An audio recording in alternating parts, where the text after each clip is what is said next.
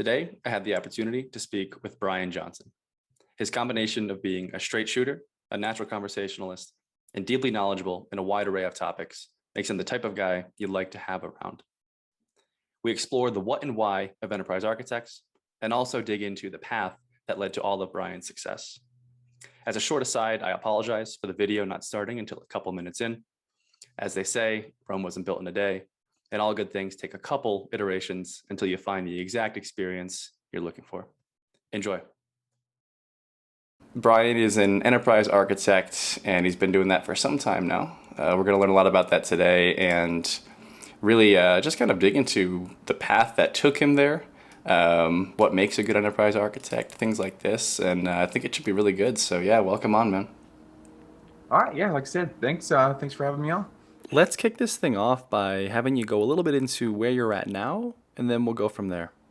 So I work for Fangene Retail Services, colloquially known as Fangene RS.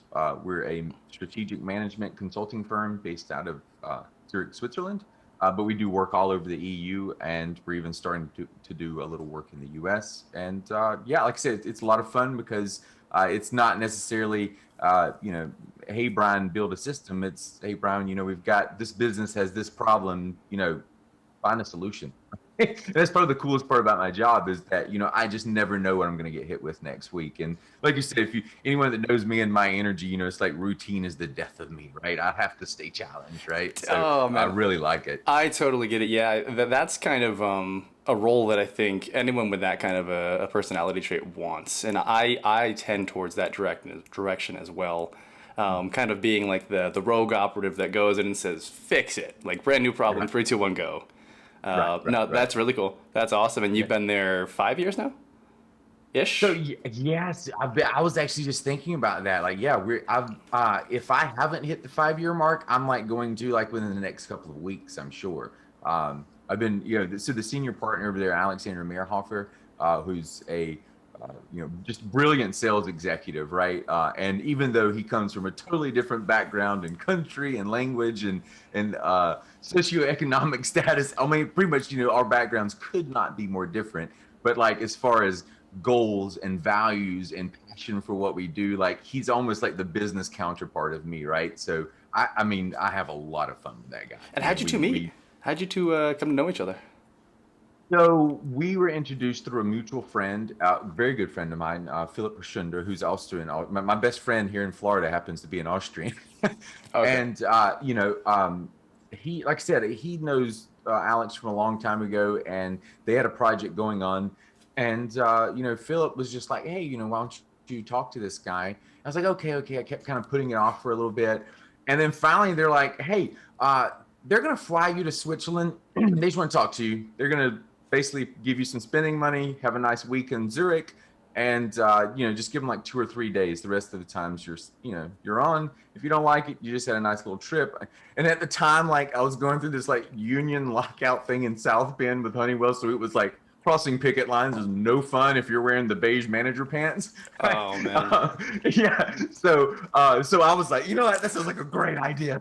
Right. So I went and checked it out, and yeah, like I said, I mean, I didn't really think that I was super qualified for the position, to be honest. I mean, I was kind of straightforward about that, but they thought I would be great for it. And yeah, I'm gonna be completely honest that the first 6, 7 months were absolutely brutal, man. I did not know if I was gonna make it, right? Just learning every day, just tripping over your own feet. Yeah, I mean the amount of knowledge I had to soak up, because yeah, I mean we can get into my background, a little bit later, but Yeah. really, I've spent over 10 years more on the hardware side. Yes, we were doing software and things like that, but we weren't doing web and mobile development. Man, come on, that's like a totally different ball game. Different game. Totally. Yeah, right.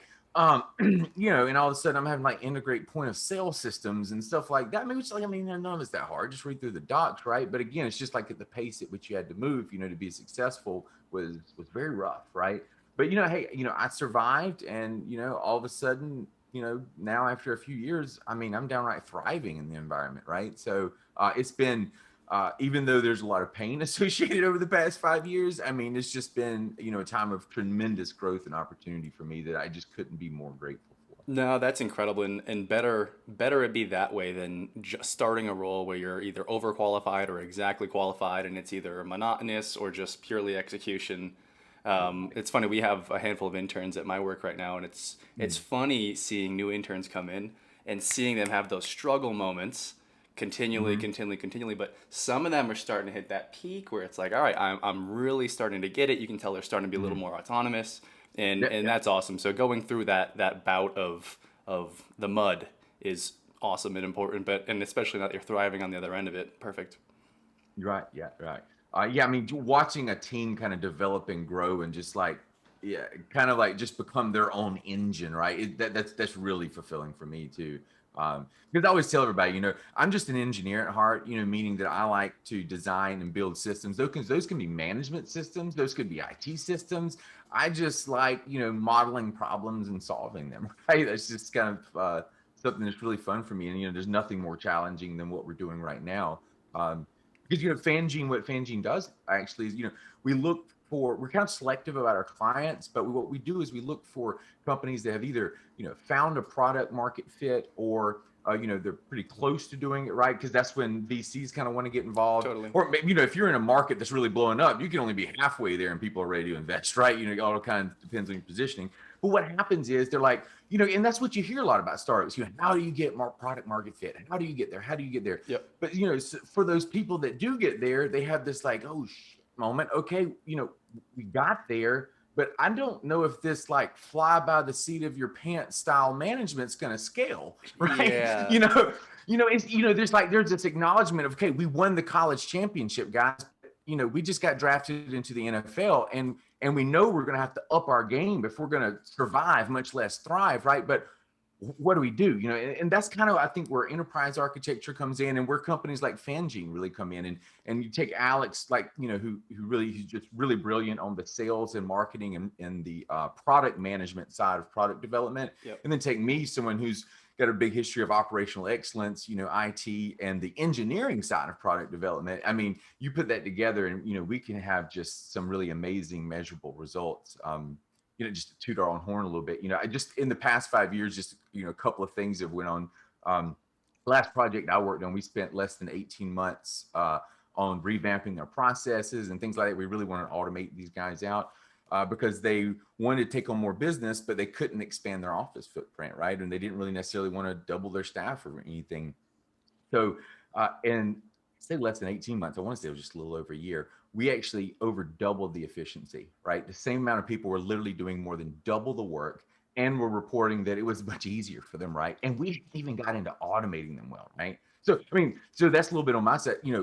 Alex's side, this last project, we did quite a bit of planning, but once we executed, we hit their annual sales goals in 8 days, right? Um, when we were working with SBB, the Swiss Railways, and we had the Super Good brand, and it's hard. I mean, the rent in these places to even get a spot, because the train stations there are kind of like these mega shopping mall type things, right? So there's a waiting line to even get in, to pay astronomical lease rates to be in there, right? Sure. Um, Sure. and you're competing against the third largest retailer in Europe. Some really big names there, Hmm. like Valora. And yet we had the highest grossing sales of any startup to work in that train station ever in the history of the Swiss Railways, Since it right? started, that's incredible. So Yeah, so I mean, that's to say, when you can get a good, I go back to what I said earlier about, it's really great to see a team grow, especially when you're part of that team, right? So, when you realize that you're in a situation that where, his skill set alone and my skill set alone, what we can do together, we could never do as individuals, right? The whole is greater than the sum of the parts, right? That's when when you can say, yes, the whole is greater than the sum of the parts, that's when you've done some good work on team development, and there's some great cohesion and synergy going on there. okay, so we've heard now about a little bit of what Fangene does, kind of Mhm. what you and Alex are doing over there, throwing the gas on the fire and all. So talk to me a little bit about what an enterprise architect is. It's good to know that you've gotten results. It's good to know how all that's been going. But what is the day-to-day kind of lifestyle and procedures of an enterprise architect? So, first off, I come at enterprise architecture from a slightly different direction, because I'm trying to use it to add structure to startups so that they can grow. Right. A lot of enterprise architects are in like these huge companies that have this just untamed IT landscape, and they're trying to wrangle that under control, right? So just to be clear, a lot of enterprise architects aren't necessarily going to be doing what I'm doing, right? Because like I said, they're more trying to get the large company out of control rather than systematically and strategically growing. Um, but so enterprise architects, textbook definition wise, are a one of three types of systems architects, which is a more general, generic term. So you have the enterprise architects that do it at the full company strategic level. They're like basically reporting to the boardroom if they're not already, part of it. You have solution architects and then software or slash technical architects, below them. So the technical architects and I'm just going to use the software architect. So a technical architect is basically, if you're not dealing with software, you're doing like a hardware project. That's like the same scope, basically the hardware version. Gotcha. Right. Gotcha. So software architect, hey, they give you these technical requirements and you're building a piece of software, right? You're having to architect that, but generally you're pretty constrained, right? You're told what database you're using, what language you're using, et cetera, right? And then you're building a solution within those constraints. Solution architect widens that a little bit, and it's the first time you're really kind of stepping foot into the business side squarely, because you're being presented with business requirements that you have to translate to technical requirements, right? Gotcha. That you would work with, a technical or software architect on. So you are choosing the database, you are choosing the language a lot of times, whether this is cloud native, and like I said, end-to-end solution that you're, to fix or some business challenge or problem. Gotcha. And then enterprise architects like, okay, well, there's solution after solution after solution, but some of these solutions contribute to the strategic vision of the company, and some of them are just solving some little problem. How do you, and you don't want one to really kind of constrain the other one. How do we, again, we're starting to we got to kind of wrangle this, right? And we have to understand, how, not only solutions for the immediate challenge, but how does this fit into the bigger picture and bigger vision of where the strategic management of a company wants to take the company or needs to take it, right? Ooh. So with that said, yeah, so enterprise, that's what enterprise architecture is from a textbook definition. For me, and a lot of people think about, okay, boardroom level strategic management. It is strategic management, and I tell people all the time, I'm not really an enterprise architect. I'm a strategic problem solver, right? It's just 75% of those problems I use enterprise architecture as a discipline to, and how I approach it. Gotcha. Yep. And so, a lot of it is about developing technology strategies, but also a lot of it is about, looking at, okay, here's the technology strategy we need. Is this organization matured to a level that it makes sense to even try this, right? Just like we don't put, the high school football tryouts team, we don't start doing like the most advanced plays and things like that, right? So you can know, to use our analogy further, you can know what gas to throw on the fire to get it to start humming, but it might be the case that would actually suffocate the fire to begin with. I'm going to actually get into details. I'm going to throw up a couple of slides for you because I want to actually talk about this, because I'm going to tell you exactly how I identify, or some of the techniques I use to identify where a company's at and where I need to be focusing. Because it comes down to, like I said, yes, we're going to develop a technology strategy, but the key part that a lot of people miss is, not everybody can execute. It may be a good strategy. Your organization just may not be mature enough to really tackle something like that. So how do we strategically mature this organization to create a foundation for like business execution, right? This is what it's all about. And with that, let me see if I can figure out how. Oh, host has disabled participant screen sharing. It seems I don't have your permission, Brandon. I'll play with a little bit. I guess talk a little bit more on, so you're basically trying to drive what's now become a big boat, right? Like a company's found product market fit, they've become the bigger boat. You're trying to find the way to drive them to the most, bountiful waters in a way that doesn't sink the ship. Yeah, what I'm trying to do is, I think the analogy I used before was like, okay, you won the college championship, but now you just got drafted into the NFL, right? I think everybody has this feeling of, okay, we've got to operate better. We can't fly by the seat of our pants anymore. We've got to start approaching this systematically. But a lot of them are just lost on where to do that, because that doesn't mean you just want to like take on some overhead of a bunch of paperwork and administrative tasks because that's what the big guys do. You're like, you don't want to do that, right? You don't have the cash flow that these big guys have. They can afford to make mistakes that you can't. Right?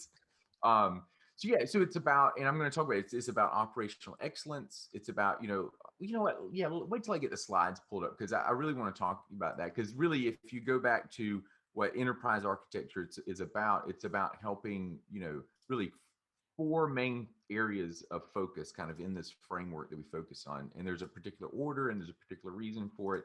And there's also pretty easy ways you can use to, to identify, where the company's at and where you need to start focusing. No, that's cool. I'm excited to dig in. Go give it a try now and see. I think I can do it now. Yep, I think I can do it now. How about that? Zoom has nailed the while recording, allow the settings to be switched capabilities. I'll tell you that much.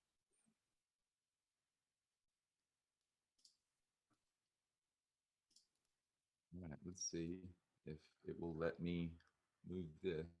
Okay. All right, can you see my screen? I cannot. Let's see.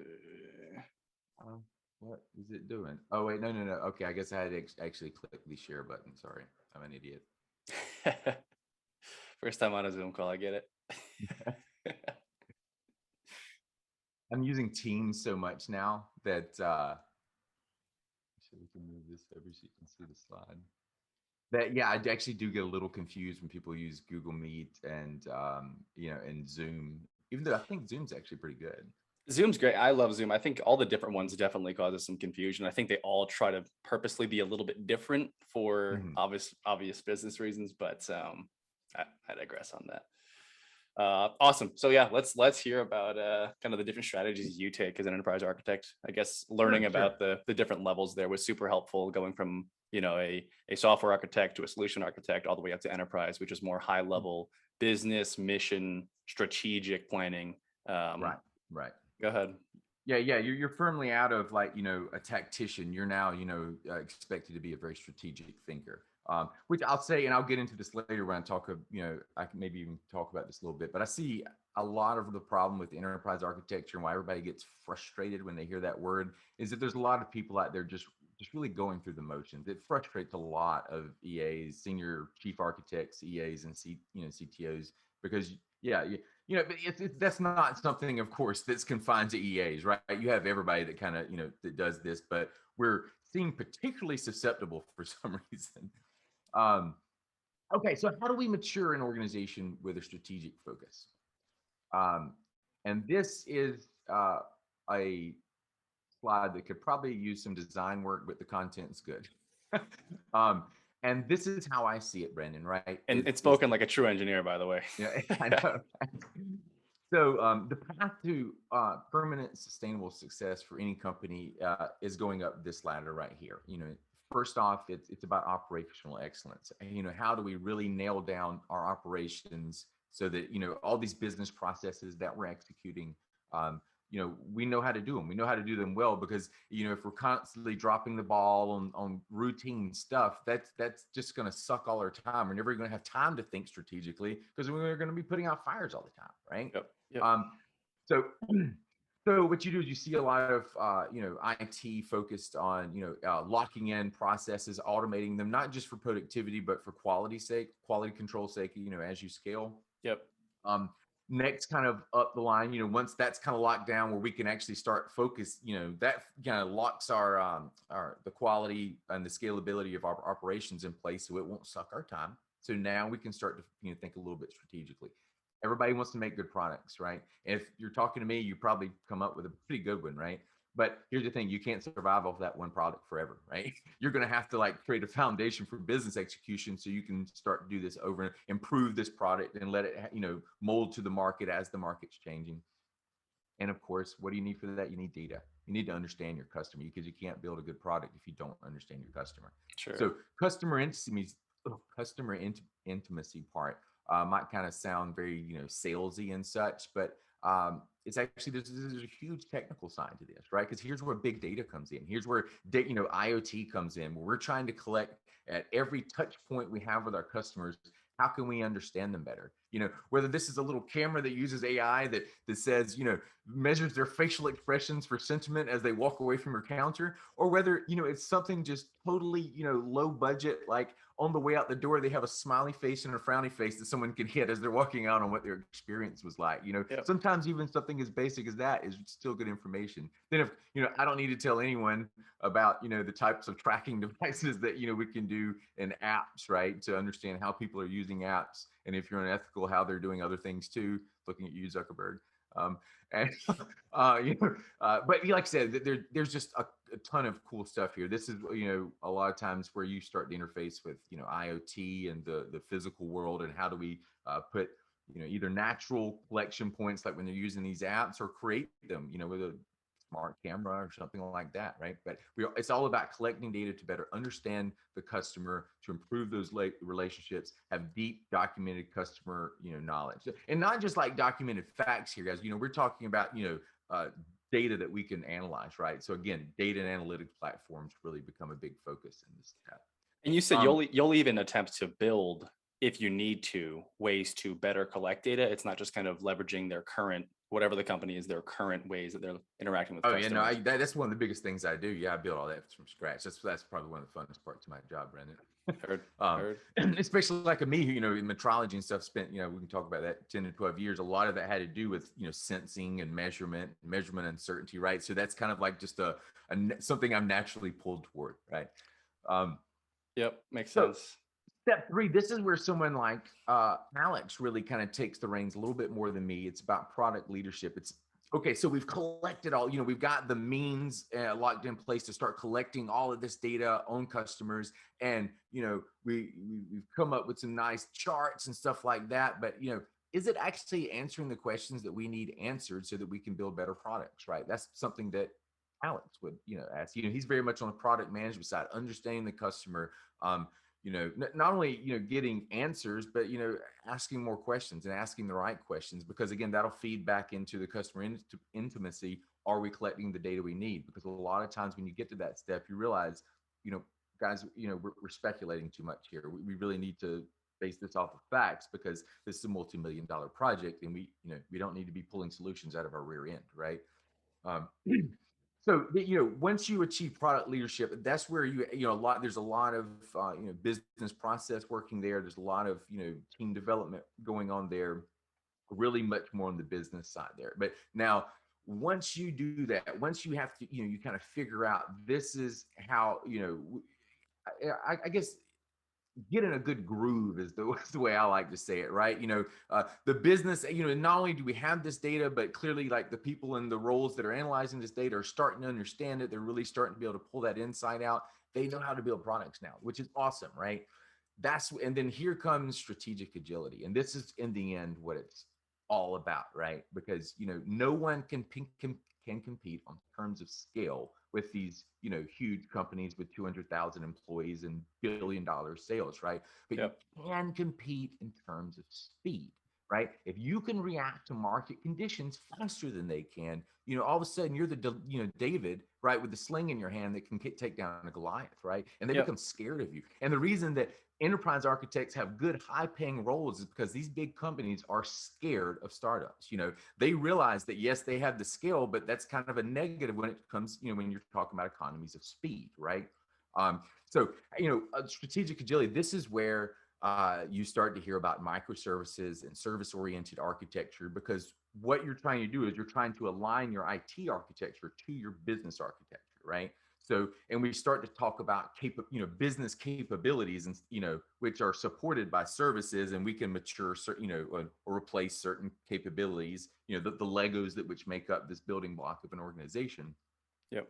And this is a big thing. And this is where I really preach, because you heard me talk to James a couple of times, about, he just goes off, because a lot, it's not necessarily his fault, because a lot of people, the only part they hear about microservices is in terms of handling really complex loads like, Netflix. And so it automatically goes into their mind, well, only a Netflix would use this, and maybe Only like makes sense for them. Yep. yeah, exactly. And that's absolutely not true. Now, I'm not big on the whole pinball microservices architecture. The serverless event-driven architectures are really like my drug lately. I'm really loving those, right? But we are really seeing a move back to service-oriented architecture, and a lot of it has to do with this. And I think maybe if we go to the next slide.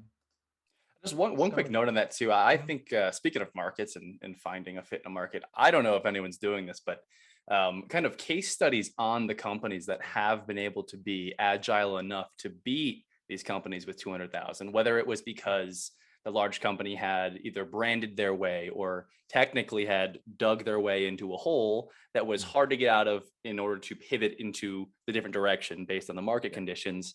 That stuff is always brilliant. And I'm sure there's someone who has a YouTube account or something that does articles or something on this, but those stories are always fascinating. Figuring out that strategy as to, okay, we don't have the resources you do, but we're going to run faster than you do in one direction, one very specific direction, as quickly as we can. And we're going to beat you there. And then you're going to buy us for a smooth $2 billion. Yeah, exactly. And this is what enterprise architecture is about, is like, how do we get the people and the processes and the IT all aligned and working with each other instead of against each other, right? So that they can pull something like this off without stepping on each other's toes and stumbling over each other and getting frustrated with each other, right? So let's talk about a little bit of history of IT adoption and how this happens in organizations, because I think maybe when people talk about microservices and service-oriented architecture at a high level, it's going to start to make a little more sense once I go through this. And this isn't even necessarily about, I say evolution of IT adoption, but really it's not even about IT. It's about the relationship, between business and IT, between boardrooms, right, and their IT department. And almost everyone goes in this order, right? And let me talk about what that order is. The first, basically any business, especially like mom and pop businesses, but even a lot of startups and such, right? They view IT as a cost center. Okay. And generally what you see here is people are using a couple of enterprise apps, right? Okay, so they've got their Salesforce or Microsoft Dynamics, right? They've got their financial accounting systems. These, as far as when it comes to just, using software to, for your HR department or for your finance department or something like that, those problems are solved, right? I mean, you don't need to have an internal IT staff to do that kind of stuff, right? Mm-hmm. But basically, the company's view of IT is, okay, I know we have, I'm not crazy about IT or software, but we have to have this stuff because everybody has it. So we're going to get this software and we're just going to have some support agreement. The strategy is to outsource IT. Whoever gives us the lowest price wins, because, I know they're not exactly the same and I'm oversimplifying it, but basically the general concept is this is almost commoditized. Therefore, if company A gives me $2 less than company B, I'm going with company A, right? Yep. So you've got that. And then people start to kind of move into, okay, well, we solve these problems over here. Maybe we can rationalize IT. Maybe we can start instead of focusing on cost, we start focusing on return on investment, right?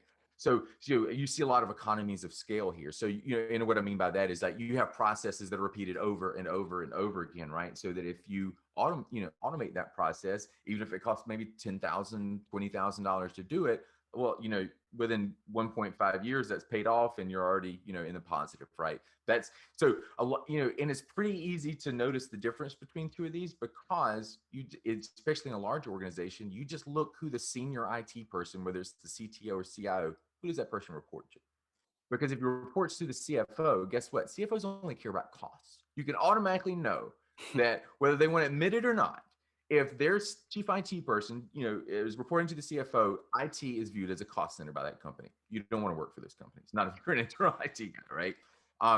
COO, hey, if you don't even have to be super into IT here because this is where like a lot of, low code, no code solutions come in, right? Because you're automating a process. A lot of times that requires a lot more domain knowledge than it does technical knowledge. You can, especially if it's just like an internal, HR department that wants to kind of, again, citizen IT developers are perfectly okay in that realm. Let's not go crazy with no code or low code guys, right? But Yeah. in this realm, that does pay off a lot of times, right? You can maybe get custom software for your big projects, and a lot of smaller ones, Microsoft Power Apps show these guys how to, just connect to SharePoint and do whatever they do need to do to kind of automate some of their internal processes. Now the third one is where the salaries really start to go up, and yeah, and basically you start to see, I think, the boardroom's really starting to pay attention to IT a lot more, but instead of rationalizing, here's how it's not about cost cutting. Now it's about actually creating value, right? And this is, and, a lot of this times this has to do with customer experience, right? So, so if we talked about the asset level, this is us standardizing operational excellence, right? On that previous slide. Yep. When we go to partner, okay, now we're about creating value. How are we creating value? We're understanding our customers better. We're giving them an app to download so we can, understand how they're using our products better, right? Because, it's always easier to track things in like, if you have a mobile app or something like that.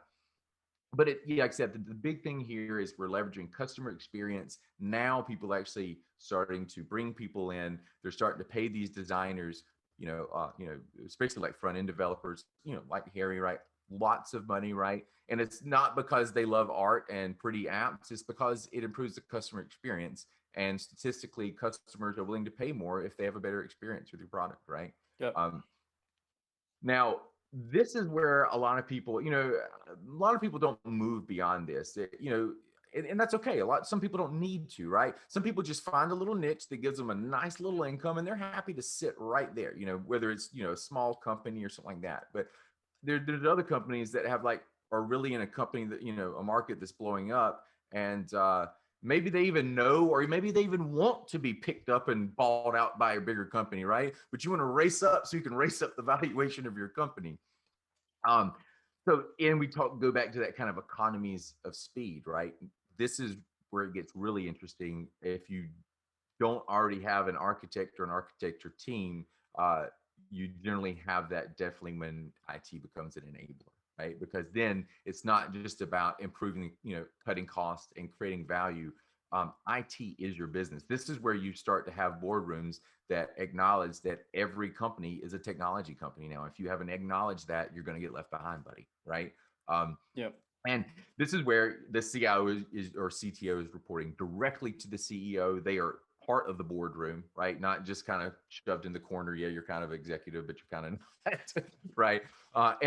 And this is where enterprise architecture becomes really, really important because, again, this is where IT is expected to develop technology strategies that perfectly align with the business strategy, which is probably one of the hardest things you can ever do, right? Even at the engineering level, how many times do you complete something on time, on budget, and the customer looks at it and says, "Yeah, this is functional, but not exactly what I was looking for," right? You know what I'm saying?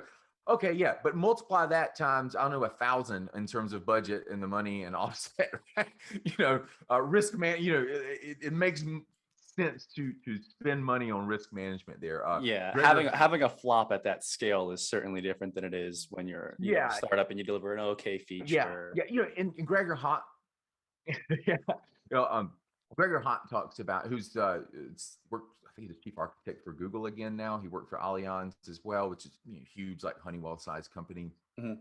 He talks about that. Architecture is about selling options, right? So if you know anything about stock trading and such, an option is basically you buy something at a certain price, and or you agree to sell it at some future date or something, right? And Yep. it could go up, it could go down, but and there's a certain price for that. The more volatility, usually the more the more that option would cost you. And I think that's a really good kind of analogy, because yes, you're kind of spending money to have the option to change your mind later. That's really what architecture is about, right? The reason you're spending some extra money, and doing this properly is so kind of in an object-oriented way, you can take take a component out of your business and swap it with another component, and everything's still running smoothly, right? But like, for example, you might be doing some digital signature thing with DocuSign. One of your business capabilities is that you can handle like electronic signatures or something, right? In the Yep. future, some better And then let's say, 5 years from now, all of a sudden it's a big fad for everybody to have their retina scanned or something for that, right? We want the ability to keep up with that, to just swap that out without updating 20 applications and all of this stuff. Of course, one of them is going to be written in some code that, everybody stopped using 15 years ago. And how are you going to integrate that or make some up, right? You know where I'm going with this. Legacy systems are hard to update. You want to have this kind of The modularity. You want to have it be very yeah, modular. yeah. And like I said, this is where service-oriented architectures come in. And small companies don't need a pinball, microservices, but we can get like a nice, service-oriented architecture. This to the granularity that their business capabilities are kind of, broken out to, so that it's kind of aligned and has the same granularity as the business architecture. And like I said, almost like Legos, right? Just like, why do we do object-oriented programming instead of writing 5,000 lines in a single file? Well, because it makes it easier to swap stuff out. Right? Makes it not, yeah, absolutely. And I think this chart is actually great. Evolution of IT adoption in successful enterprises. The as you go to the right, you can see how important IT becomes for any given business. And I think seeing it through the lens of the CFO or the COO or CDO or the CEO this is actually quite clever. I hadn't seen this before, but economies of speed is also a really clever term. I hadn't heard that one before. I think most people are familiar with economies of scale, but this is a really nice evolution. I like this a lot. So and I want to just give credit where credit's due. This is a modified version of a chart that Gregor Hopp did at, I want to say it was he did it at some conference in 2017. But he threw a chart that looked kind of is very similar to this. Like I said, I've added and changed it a little bit. But if you like this chart, then you're probably like following people like Gregor Hopp, Eben Hewitt, all those types, because you get a lot of nice insight. Because I thought the same thing when I saw that chart. I'm like, hey, this is actually really insightful. This isn't just another slide. Let me just go and screenshot that and put it in the folder. I'm going to look at that and one note later. And it takes a second too, but as you were explaining that, I think you did a good job to articulate the growth and the value of eventually becoming a modular tech business, right? Like very, very important. Oh yeah, actually, I was supposed to actually click through this as I was doing it, but I don't know, I got carried away. But I want to say, when you're in a cost center, what you see is people are, cutting costs by adopting enterprise apps. In the asset, what are you seeing? You're seeing a more focus on operational excellence, right? When as a partner, now it's about creating value and understanding your customer better, and then it's all about strategic agility, right? And now, say all that to say this is what enterprise architecture is about, Brandon. But really, as you can imagine, this is not one big waterfall project, right? There's several iterations we got to go through. This is about change management. This is about changing organization. And I don't need to tell you, when you start making changes to critical business processes, part of their value chain, you don't do a good job, things could really go bad, right? Really bad, right? One question I have for you here is, so I can very easily see how you went from the 4 steps on your last slide all the way up to the strategic agility. I could see certain decisions being made at any one of those 4 steps or in any one of these 4 categories as a business evolves, messing with what you did previously. How often do you find yourself making some decision at the strategic agility level that then affects customer intimacy? Or I think probably what would make most sense to me is operational excellence might have a little bit of a tug on it, where it's like, oh, okay, like because we're doing this, we're going to really have to focus on this piece of our operational excellence now. Yeah, I'll say, it's an iterative approach as we go through this, and a smaller company can't just like literally stop work and focus on operational excellence, right? We have to kind of do this. We have to say, what's the MVP, the minimum viable, product of our operational excellence, so that we're not going to run into problems later, right? And every time we go to systematically change something, we're going to go back down and review this again, right? And each, and we're going to do it in that order. Okay, what changes do we need to make operational excellence wise to make sure that when we scale this or roll this out, like quality isn't impacted, productivity isn't impacted, right? We're always going to drop down. And each time you're absolutely right. And that's for, it's actually cool that, you had the intuition to see that. But yeah, we definitely go through each one and say, okay, what kind of changes? Because we don't want this new change up here to totally, negatively impact operational excellence and start throwing it off, right? Yeah, So yeah, exactly. yeah, definitely, definitely. So yeah, but again, what I kind of wanted to circle back to is that so when I'm doing enterprise architecture, this, I guess that's the high level of it. But of course, when you go to execute this stuff, it's really about change management. Yes, it's straight up like business change management, project management, etc. Here, let me come over here, and then it comes down to how do we systematically implement changes in organizations. So, okay, we went through that ladder thing or that chart, right? We figured out where we were at. We figured out where we want to be. Um, okay, we've got to make some changes. How the hell do we do that in a systematic manner, right? That's the Systematic question. being the key. Yeah. Yes, exactly. Is that how we Repeatable. just, again, not flying by the seat of our pants? Every decision, yes, we're going to have to make some assumptions sometimes, right? You can't have all the facts, but we need to make due diligence, right? To make sure that we're really kind of looking at everything before we start running forward and start destroying one department or another because we didn't really take their concerns in hand.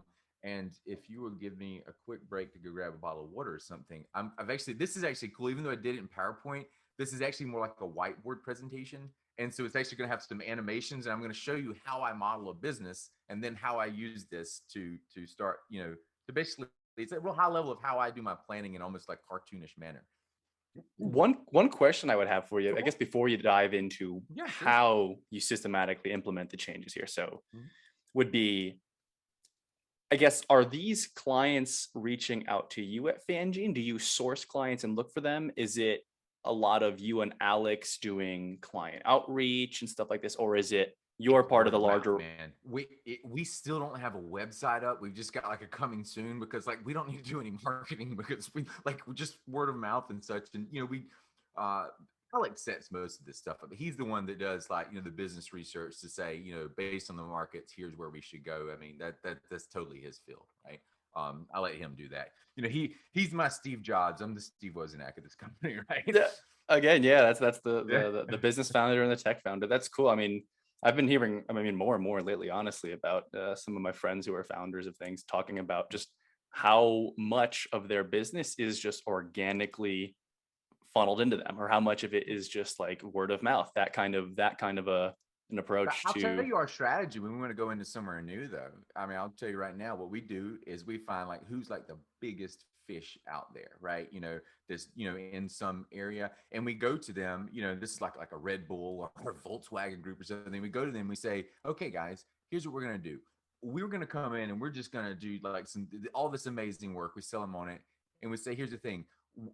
We're gonna give you this at half the cost of normal. And if we don't succeed, you don't pay us a penny. We're going to invest 6 to 9 months into this, right? But here's the catch. Here's the catch. You've got name and brand recognition, and I want you to basically tell other people when we refer them to you what we did for you. We want you to tell them the measured results that we provided to you.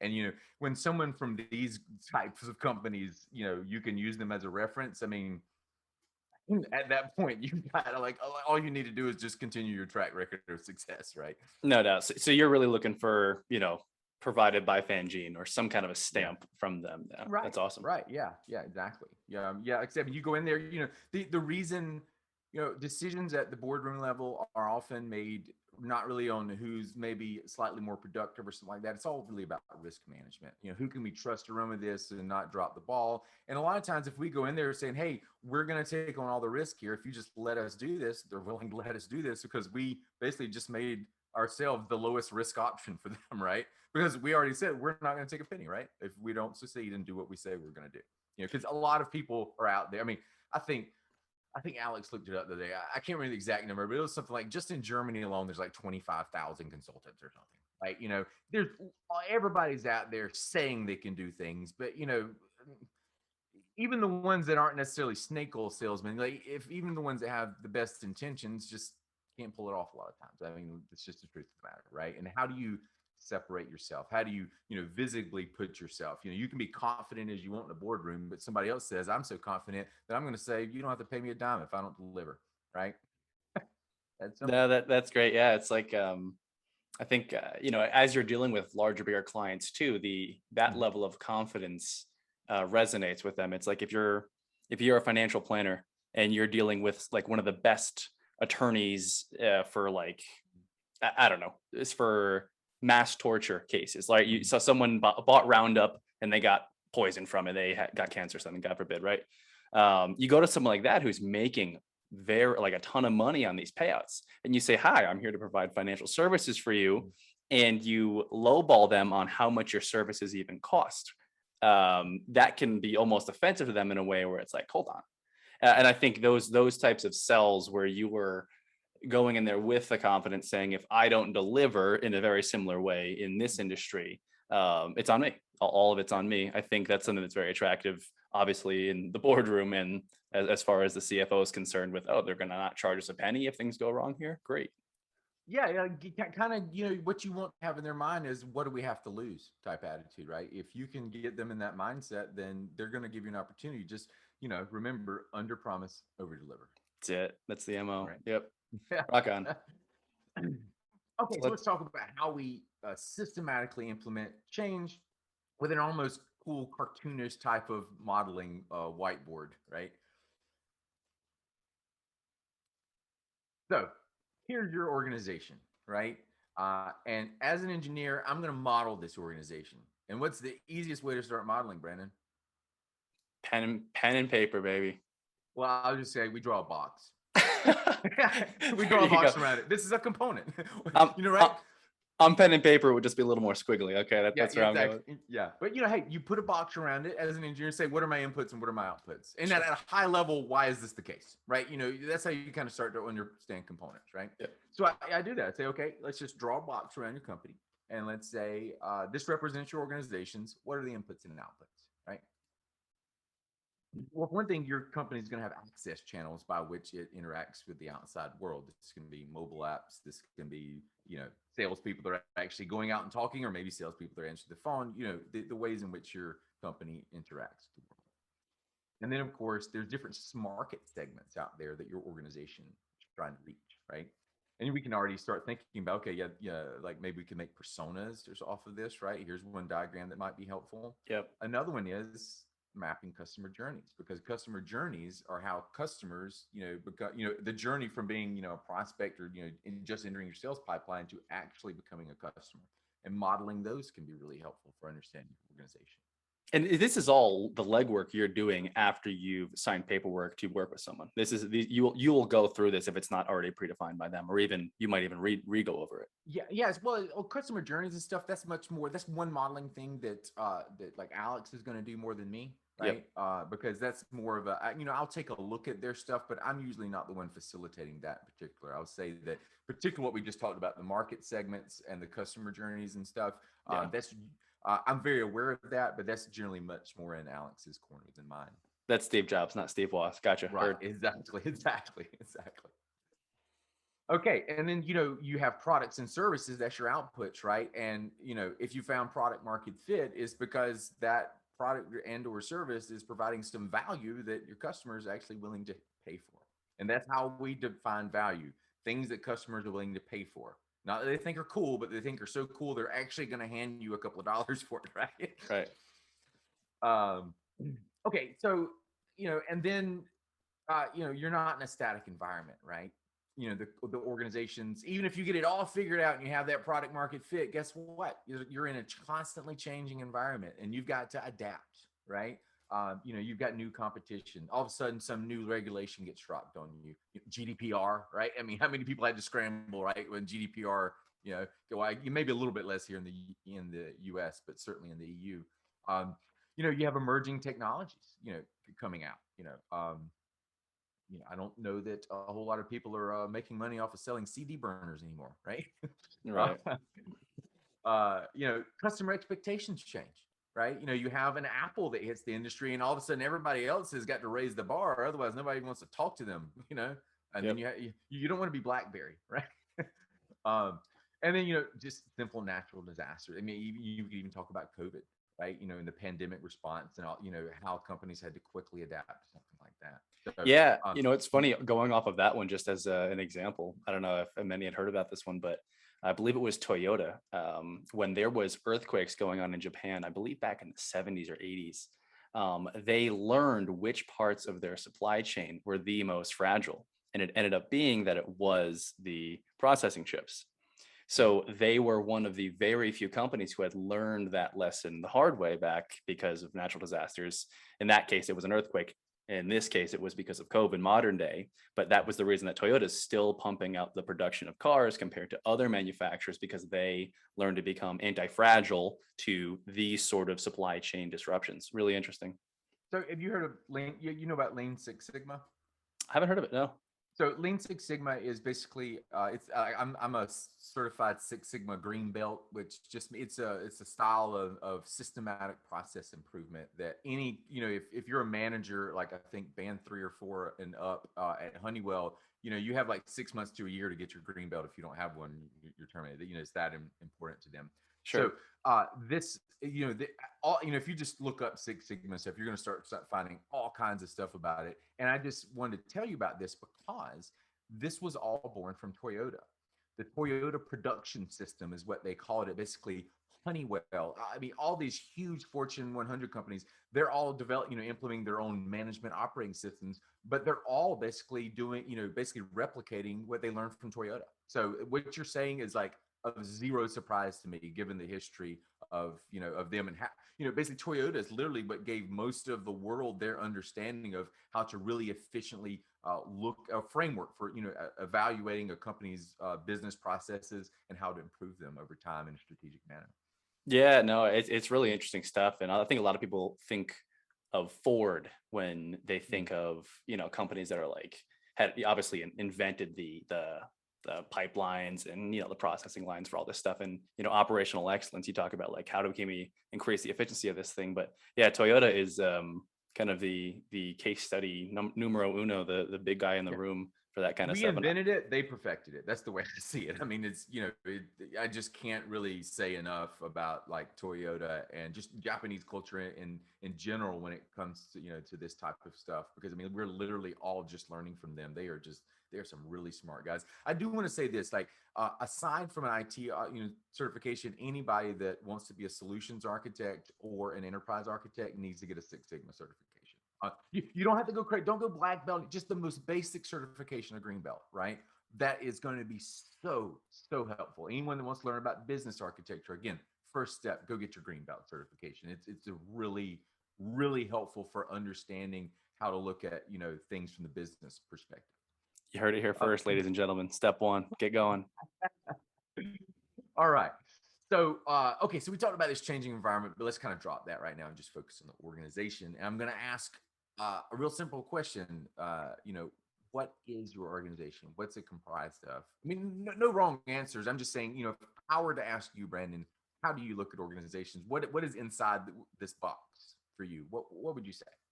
Yeah, you've got certainly people problems. You've got your expenses. You've got, you know, all the other assets that you hold. I don't know. To me, the first thing that comes to mind is like the classic business model with the 9 different sections with kind of some of these things you have outlined that are outside here, but I guess we're spoiling it. People and technology. Well, no, listen, there's no wrong answer for that, really, because there's a lot. It's, you know, there's just so much going on in there. It's just about like how do you conceptually divide it up, right? You know, and I want to say that for me, I think the most important thing from an architect's perspective, particularly an enterprise architect, is to view it as we want to do it, just keep it simple as possible, right? And that is there are people/roles that are executing business processes that are supported by technology. If we just keep that in mind, it is people executing processes supported by technology. Yeah, we can make all the changes in the world. We can change our strategy. We can mature our organization, and it's still going to be people executing processes supported by technology, right? Yeah, sure. It's going to be people with enhanced skill sets. It's going to be processes that are simpler and more efficient. It's going to be more modern technology, but it's still going to be this, right? Sure. And it really helps you when you're making a lot of other strategic decisions if you can kind of keep this idea in your mind, right?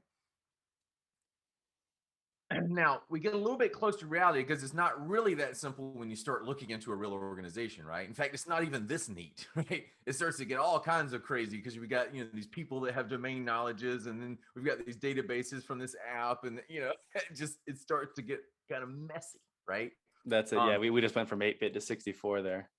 Yeah, it's it comes down to where the question that everybody comes down to, right, is how do we make sense of this? Like, oh my God, we need to systematically change this. This just seems like such a huge thing. I don't know where to start, right? Right.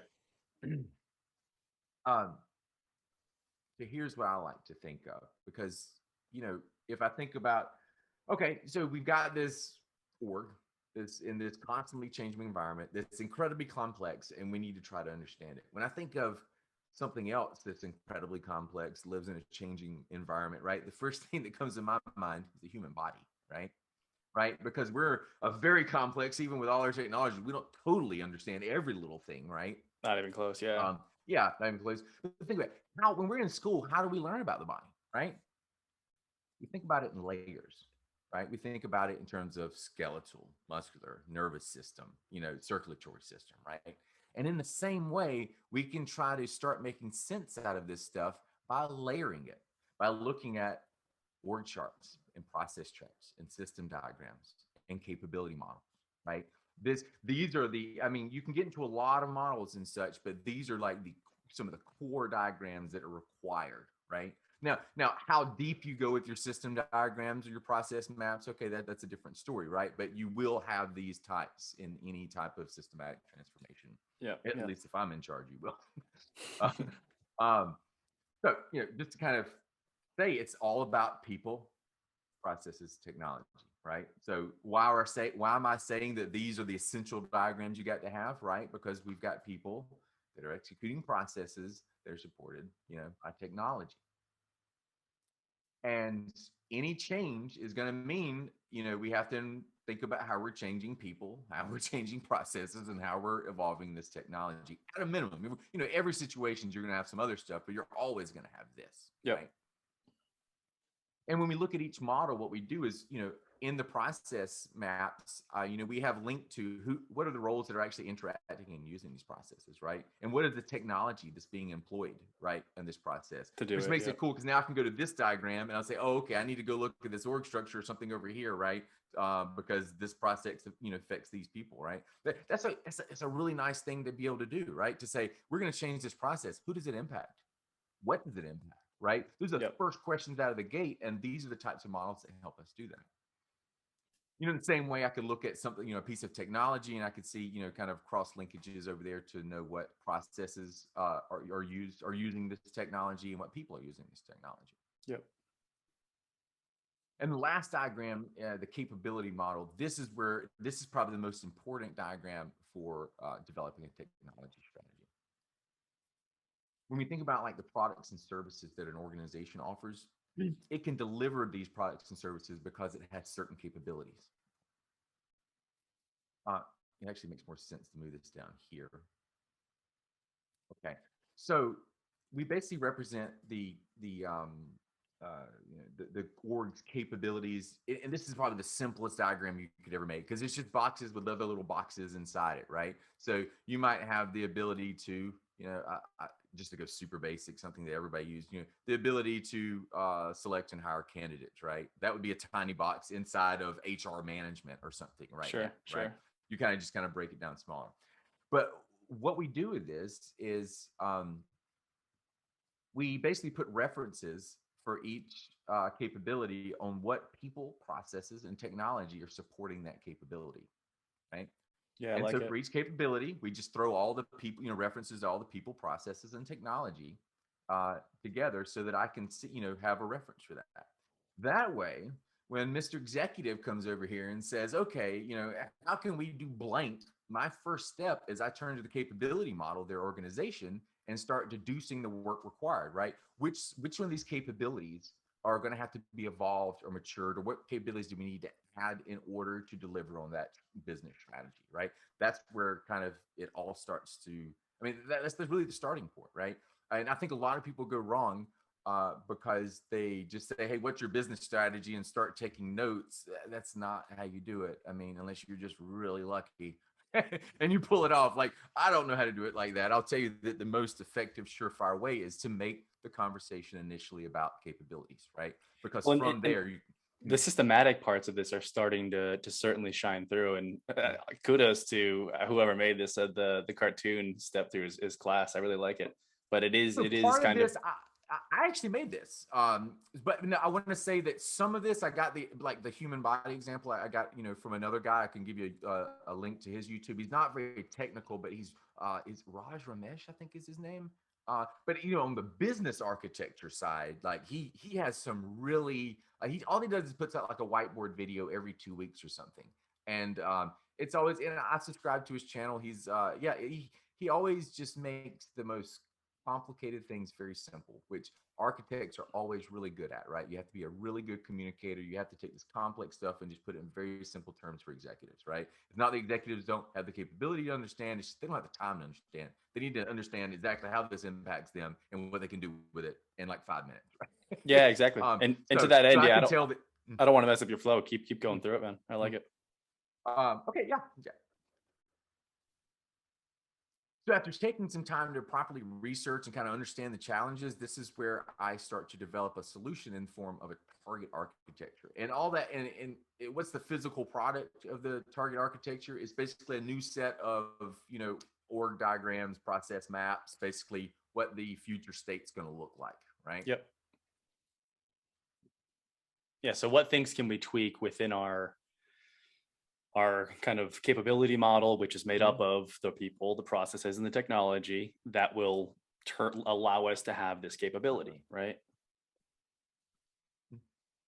Yeah. So, if we're going to have those capabilities that are impacted by the change, right? That and hey, maybe some completely new capabilities too. We're going to have to say, how are we going to handle this, right? And this is where like some of the microservices ideas of like, not everybody using one big huge SQL database, but everybody having their own database. It's really nice because if on this new this new capability, maybe you should be using this newer modern database, right?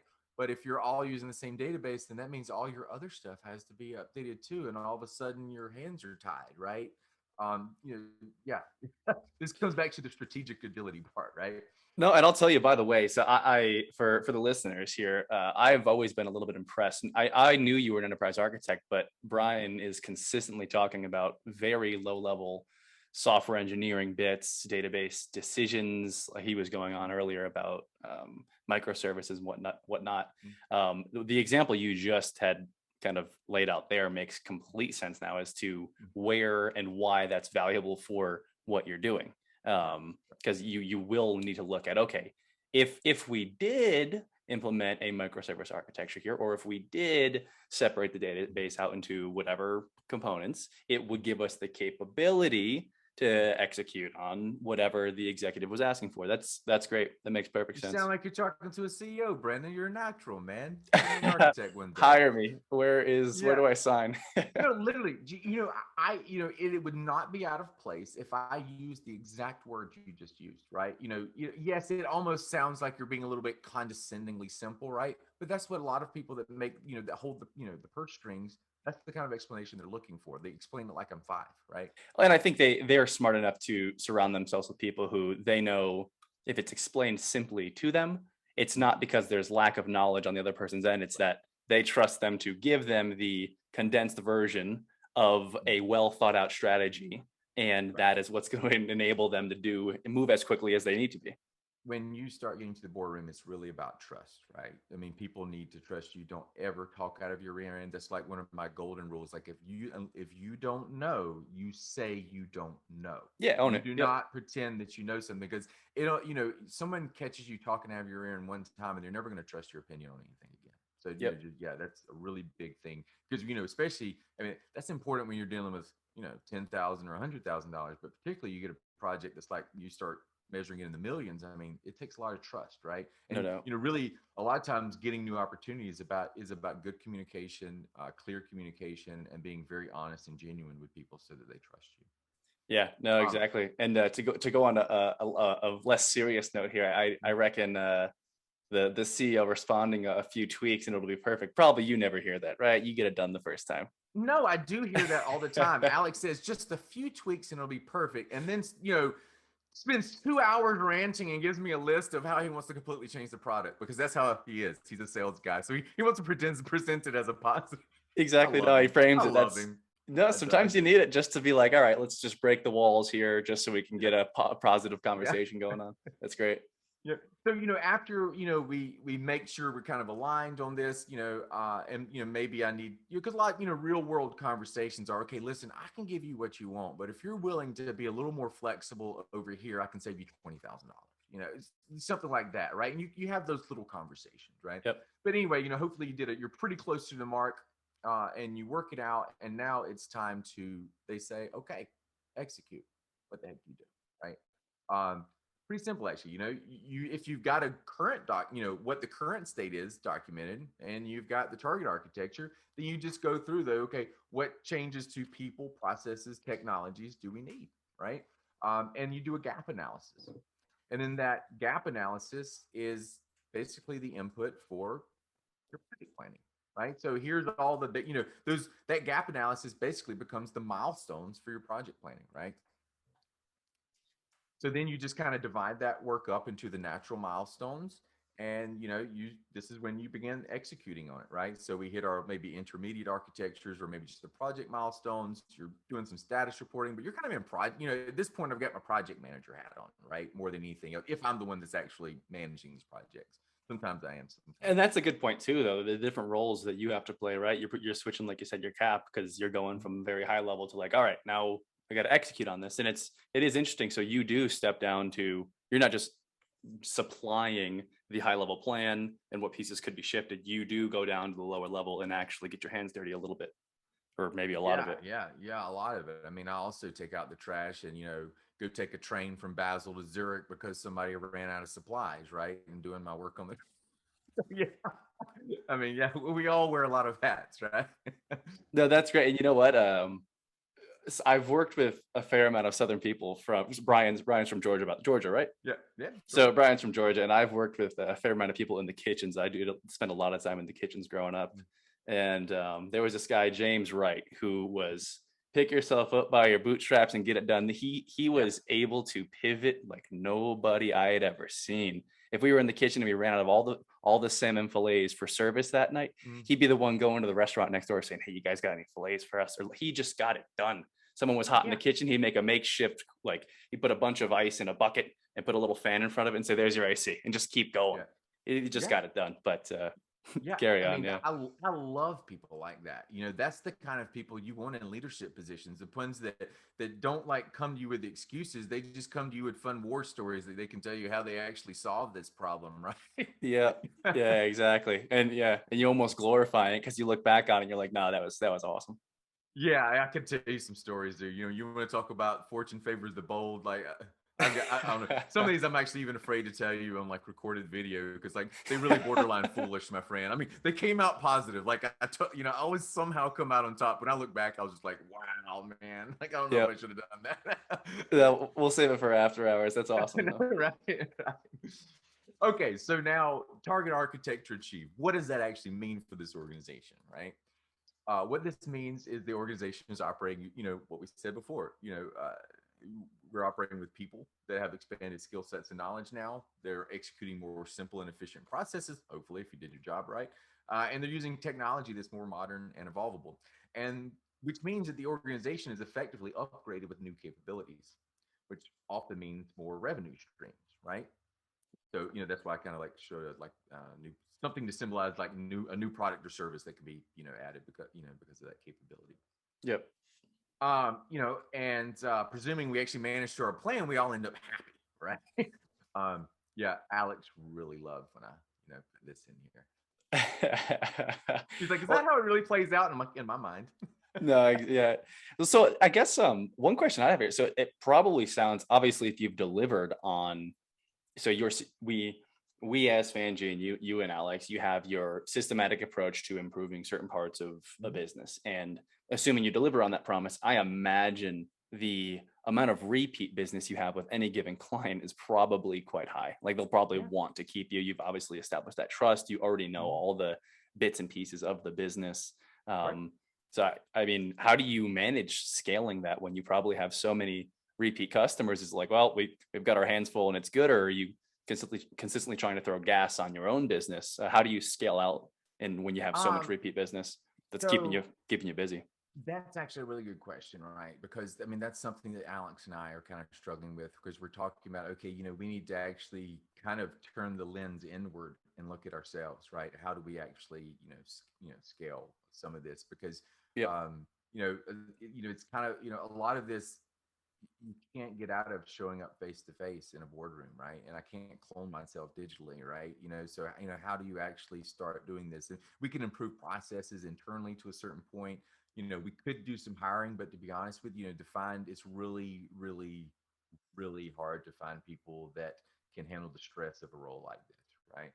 Yeah, and it Because seems like it's very high stress. Yeah. and it seems like the type of business too where you'd have to have a lot of that very specific knowledge and a lot of trust. So it's not like you can just sit down and And you got to have these hire. behaviors, right? Yeah, like personality wise, you can have somebody that's really smart, but they can find these solutions and stuff. But if they're not the type that people react to stress in different ways. Some people kind of buckle a little bit, right? And then some people like that kind of gives them, they kind of thrive off of it. And they're almost like a thrill seeker in a sense. I think I Yeah, yeah, like yeah. have some kind of pathology that makes me like it, right? But not everyone can handle like the stress, right? They might work right one, below you, but you've got to be that shield for those other people, right? Because not, that's kind of what you get paid for, to protect them so they can just kind of do their thing without being interrupted or bothered, right? No doubt. I think people overlook the value in that. And like some people will look at people who hold those roles and it's like, what does that guy actually do? He's taking punches or she's Right. taking punches. Like, you know what I mean? Some of It's the best leadership I ever worked with was at Honeywell, and I worked for a guy named Eric Hardy, who I absolutely just loved to death. I thought I was going to quit my job when I found out I was working for him because he's like this ex West Point officer, tank commander type of guy, and he was very. But you know what? I ended up loving him to God, I love it. That was the hardest part of leaving Honeywell was leaving him because we made a really great team, right? And he taught me a lot of things, and really ingrained a lot of leadership into me. And one of them is that you stick up for your people, right? And it's about he's like I think if I were to kind of sum up his whole management strategy, it would be this: it was like be demanding, but be demanding and supportive in equal measure, right? Because if you're demanding, that just makes you an asshole. Okay, if yep. you're not being supportive, you're not a good manager. You're just a jerk, right?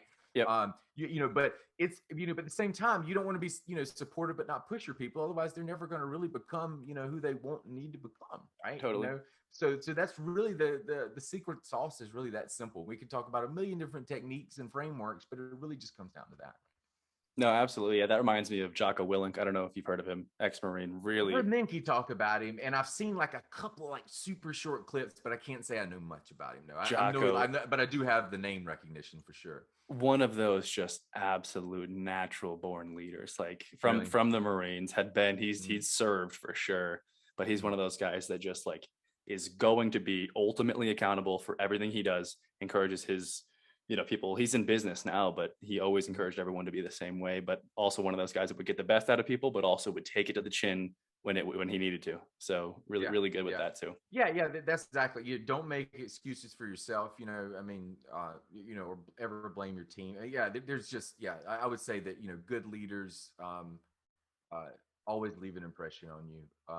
I mean, maybe that makes me a good leader because very much like Eric, everyone has strong opinions of me as well, right? Like when you meet me, normally people either really like me or really dislike me, but most people don't have mild opinions. Yeah, I'll tell you that. And it was very much the same for Eric. It's just after I started working for him because of like the leadership, I mean, I just really came to love and respect the guy. He's really amazing.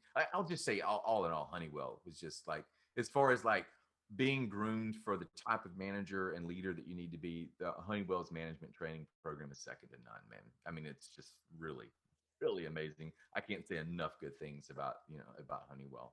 No, that's great, I wouldn't be here especially where I've been today. especially from someone who's been through it. I think a lot of people tend to look back on certain things they did and tend to critique it, but to look back on it and to glorify it or really talk it up is awesome. And especially the other commitment to like the Six Sigma training or else you're Mm, gone.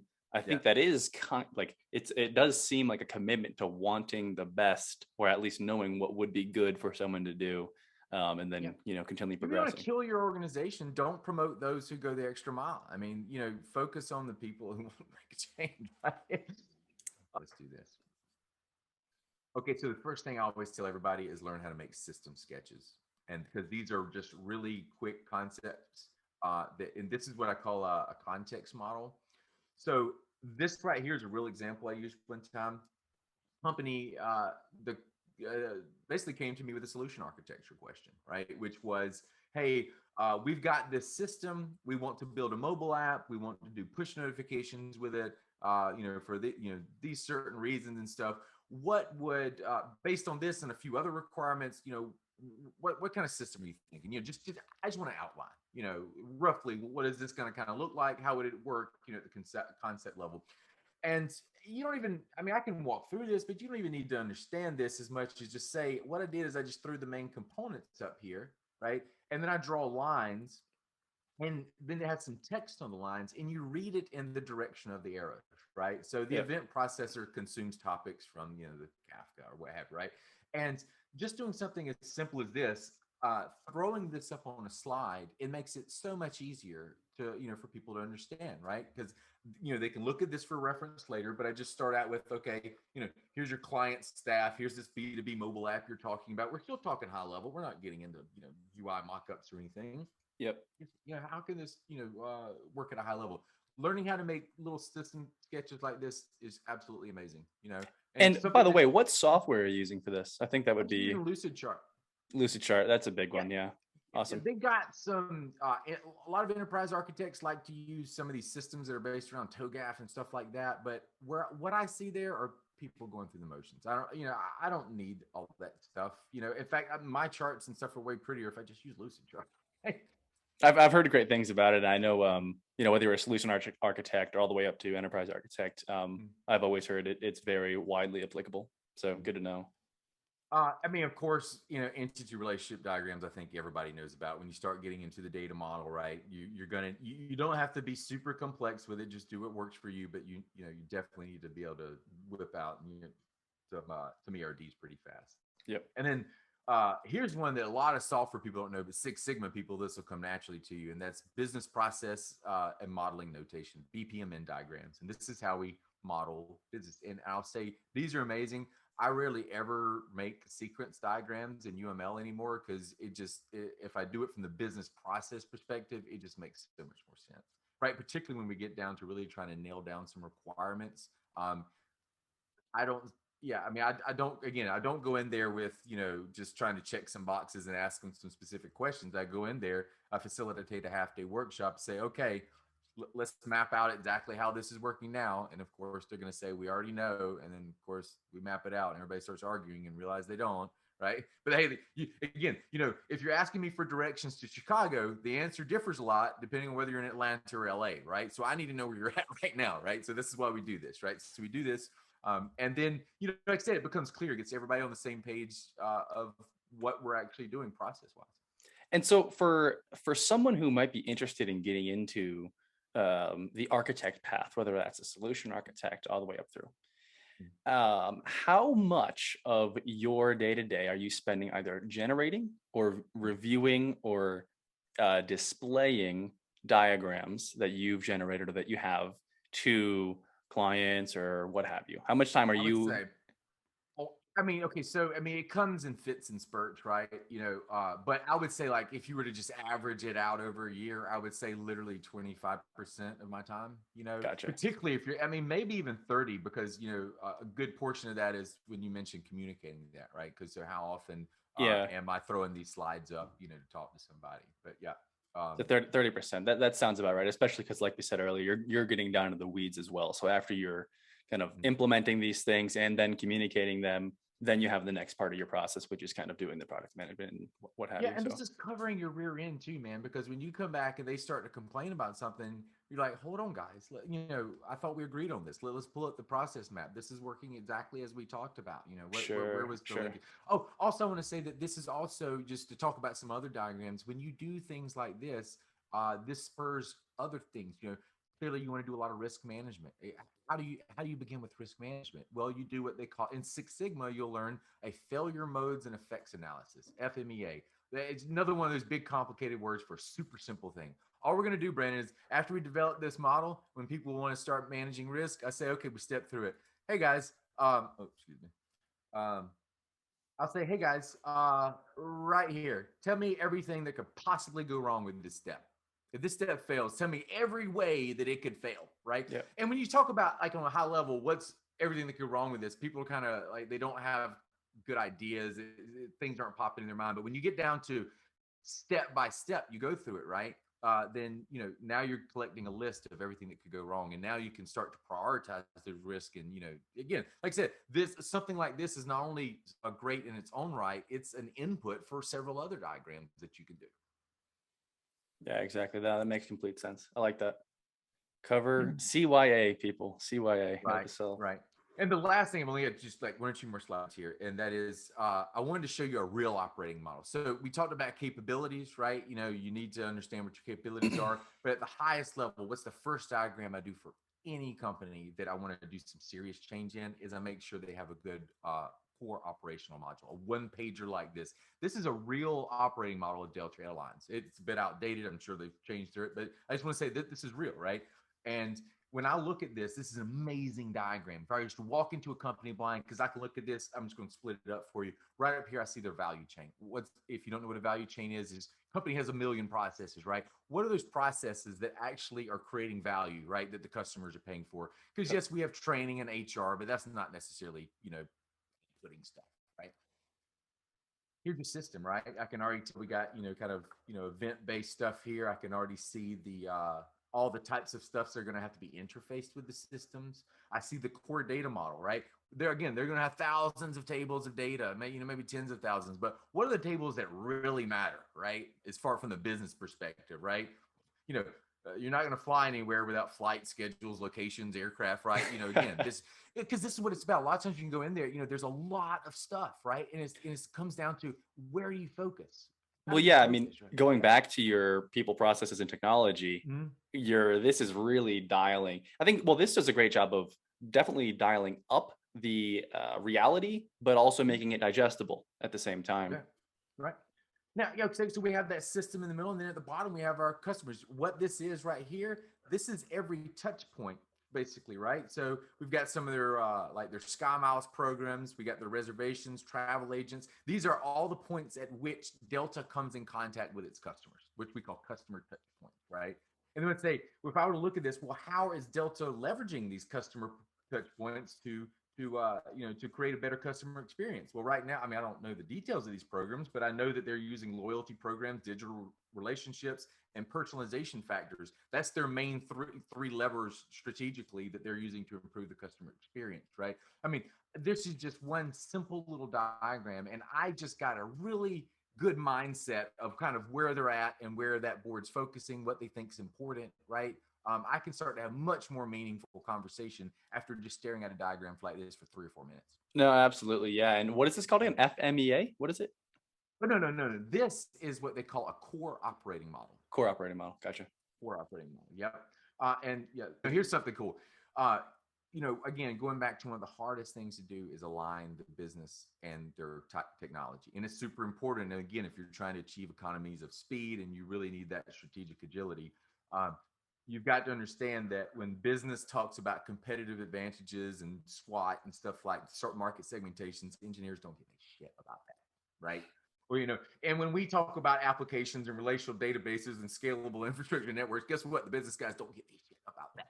Right, there's the disconnect. The middle ground we have is this. We start with that core operating model, that last one, because that kind of gets this kind of frame where we can have some productive conversations. Then we're going to talk about capabilities. And then once we decide what capabilities we need to change or evolve, that's when we're going to start talking about specific business needs and what changes to our processes and developing some actual requirements that we hand over to the software architects or technical architect, whomever, right? But it's about focusing on this right here. That's really the sweet spot. That's where productive conversations come, where you can actually, like I said, develop a technology strategy. Because again, the strategy itself doesn't really help you that much. We can talk about the core operating model and we can talk about the strategy, right? But really, we've got to focus on the capabilities and just I think this is a really cool slide here.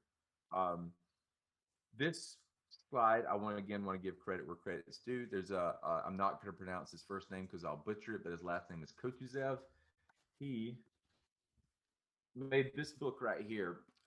It's got an atrocious cover, and I think it's self-published. But this is probably one of the best books I've ever found on practical enterprise architecture for people that don't want to just go through the motions, but people that actually want to do this and do this right.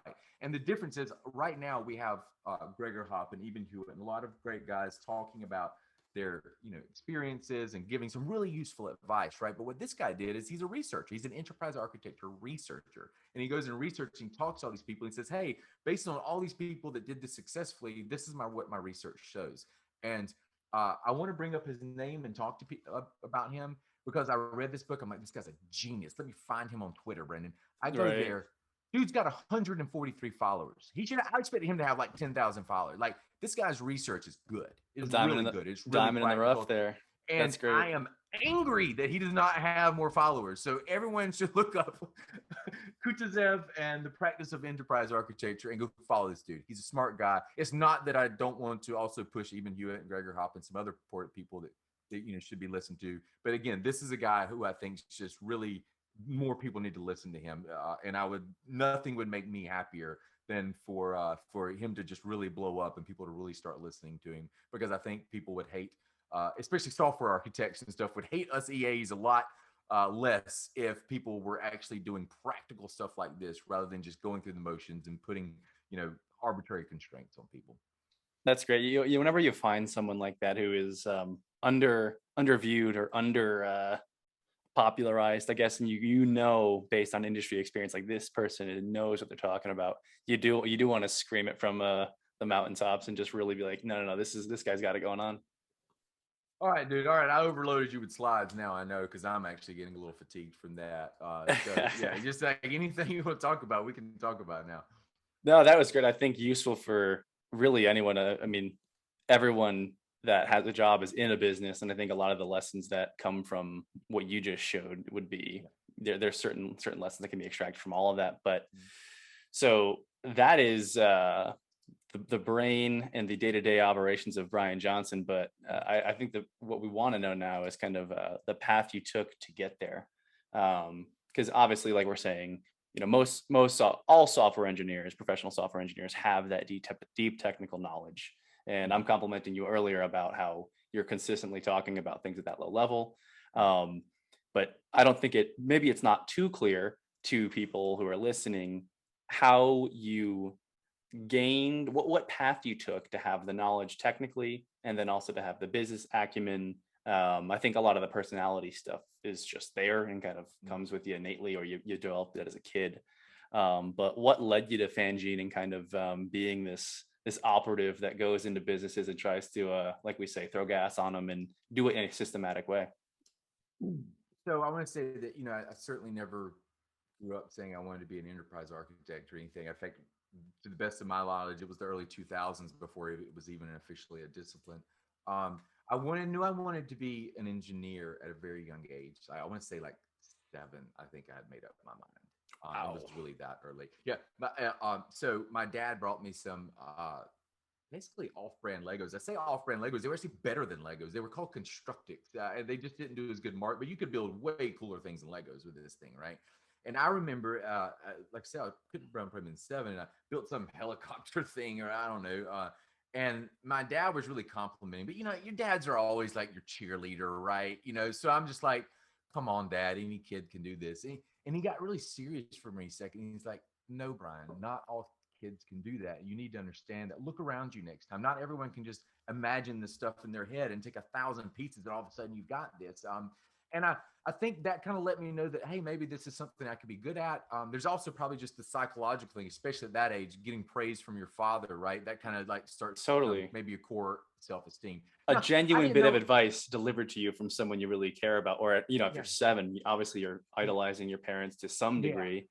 If you've been lucky enough to have a good set of parents, right? So that's like that was the moment that kind of snapped in your head a little bit. that Yeah, was like I like, said, all right. I mean, I didn't even say that. I don't even know that I knew the word engineer at the time, right? But I just did know that I wanted to design and build things that other people thought were really cool or useful or something, right? That was certainly it. It not only kind of helped my self esteem, that I started to know that's where I get my professional fulfillment from, right? And it's even at an early age like that. I think that idea of I want to design and build things. That's the core thing that makes me happy. I don't necessarily have to be this specific type of engineer or something like, I just want to build things that are cool, right? That kind of attitude has really helped me.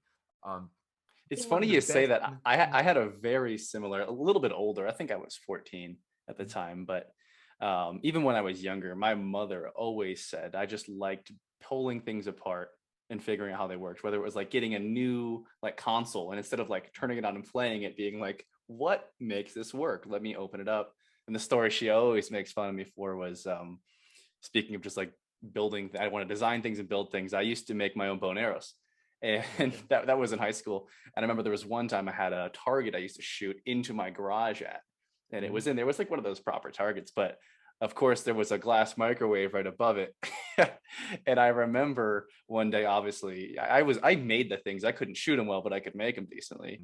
Mhm. Missed high by a foot or so, shattered the thing, and it was kind of already in pieces. And I started taking that apart. My mom pulls in the driveway as I'm doing all of this and was just like, "What are you Why doing? is there shattered glass and what are you doing? Yeah. Yeah, why are you trying to like deconstruct the microwave now?" But I think I imagine a lot of engineers kind of have some kind of, maybe not as much of an aha or like a 7 years old recollection like you did, but Mhm. some type of moment where they were either building something or designing something, and you just got that flow feeling or that good bit of reinforcement from someone that was like, Yeah, "That was exactly. good." Yeah. Yeah. You know what I mean? Yeah, exactly. Exactly. I think that positive reinforcement and that praise is what really kind of made me want it too, right? You kind of motivated me more. I would say I think that if that kind of recollection is important to me because I think I kind of accidentally, started falling into a really good path with that attitude. I think you look up Steve Jobs speeches, you'll find a million of them. The guy had a lot of bright ideas, right? All But right. my favorite one, if you search, YouTube for like Steve Jobs insult response or something, it's like the most brilliant little clip from him. And not only in terms of communication, when someone like basically attacks you and you're on a stage full of people, how do you handle that? Because he did Publicly. that brilliant. Yeah, he did that, handled that brilliantly. Um, but also like the main point he was making in this little speech in his retort was that hey, Apple has a lot of cool technology, but one thing that we figured out is we can't build cool technology and say, okay, where are we going to sell this, right? We have to start with the customer first, and then just know that we have the processes in place to build cool technology after we find out what it is they want, right? And for me, now I did lean towards software. Taught myself C at 16 because I guess I'm a masochist. I don't know why I chose that as a first language, but I'll tell you this: even though I don't use C that often, once you learn C, everything else is pretty simple. No doubt. Yeah, you Yeah, want to go up to a higher level, object-oriented language, it after literally that. took me like almost 2 years to like really get it good. I mean, but like whatever, I was a trooper, man. And not only that, you gotta remember, I didn't have YouTube. I was literally going to the library getting these like academic style books. What really was the breakthrough moment for me was I think the release of O'Reilly's Practical C, the one with the cowl on the front. That was just a really great book on C, and it helped some of like the pointer notation stuff that I had problems with. Even I Read mean, that. I know there's probably tons of people that are going to hear this and just think, I started with Python. What is a pointer? What are you talking about? I'm sure Yeah, we'll have. and here's the thing, like, if you don't really need to be dropping to that level and making, abstractions come at a cost, but a lot of times they're worth it, right? Yep. So, Yep. if the stuff you're building with, I build everything with Node now more than anything else. Like, why would I dare do that and see just to, be like one of these Vim users that, basically takes pride in using obsolete technology? That one's for you, James. Um, yeah, exactly. So anyway, I taught myself that, and I really wanted to be a software engineer, but the opportunities just weren't there. I mean, I was joining the military and stuff like that. They did have a rating for that, but they were kind of phasing it out. So I ended up going in electronics. Again, I just kind of focused on, all right, what's the best I can do? What's the best, poker terms, right? What's the best play I have with the hand I have in front of me right now? Right. That's kind of what I constantly ask myself, and it allowed me to pivot. Right. So I went into doing spending a lot of times as a hardware with as a technician and later as an engineer, specializing in measurement systems. Got to play with a lot of cool toys. Now I was doing programming to automate a lot of these, hardware testing and stuff like that. But again, not web and mobile development, totally different world on that side, right? Right. But hey, and then when I kind of maxed out on that, and I was actually thinking about going into management, I took the opportunity when I was presented with it, and I just I still came to it with my engineering mind. In fact, that's how I excelled against some of these MBAs. Is I just said, hey, as an engineer, I believe in systems. What type of systems, implicit or explicit, are we using in this environment? And I started looking for those patterns and stuff, right? And that's kind of what helped me really kind of blow the socks off my peers, right? It's just again, it's really intimidating. You go into a management role, and a lot of your peers have MBAs and stuff, and here you are, like the engineering schmuck that's gonna prove himself a manager, right? But here's the disadvantage to them. A lot of them think alike, and they're used to just using tools and frameworks that they were taught, which are generally, if you're teaching that in school, it's more generalized because they don't know what industry you're going in, right? Whereas I Right. had to just kind of say, hey, I've got to figure something out, and maybe the solution I didn't come up with was perfect, but it was really tailored to the use case, and so I was able to get a lot more efficiencies that other people, might not get.